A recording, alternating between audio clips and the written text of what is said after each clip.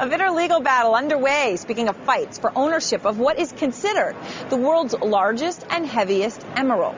It's called the Bahia emerald, named after the region of Brazil where it was mined. Now, this stone, just because scale, it's TV, so it weighs 840 pounds. And it has been appraised at $372 million. So what is next for this behemoth of a gem? Here to discuss, the attorneys representing a group of three men who say the emerald is theirs. Brown Green is senior partner at Green, Broylette and Wheeler, and Andrew Spielberger is partner at Balaban and Spielberger. Good to have both of you with us, and we appreciate it. Let me just start off by asking you, Brown, why is this emerald so valuable? Well, why was the Hope Diamond valuable? I mean, it's a rare, rare piece. In fact, there's no other one quite like it in the world. So I think the very nature of the beauty of it, its size, how it was found, it has a huge magic and luster to it in terms of its background. And whoever gets this is going to have a very, very rare piece to display and to enjoy. Now, I know that a judge dismissed one man's claims for it this week. There's a couple of others to go through, and then there's your three gentlemen who are in this together. But just to give a quick recap, Andrew, to our viewers, from what I've got here, it looks like this was mined back in March of 2001, and then your three investors bought it in 2008. How much did they pay for it?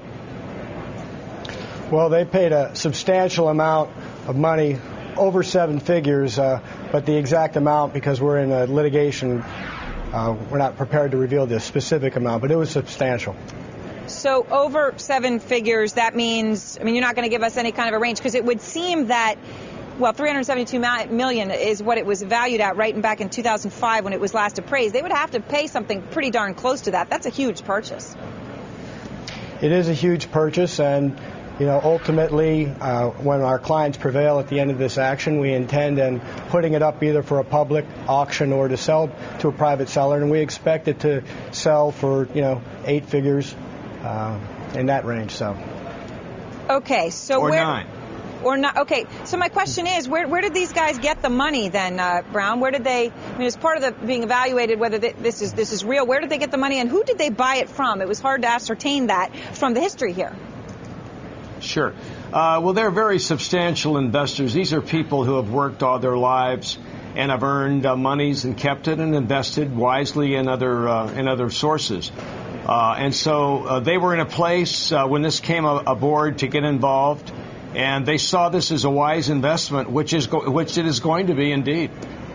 Okay, so when is it going to be appraised again? Do you know? Are we sure that 372 is fair, Andrew, or?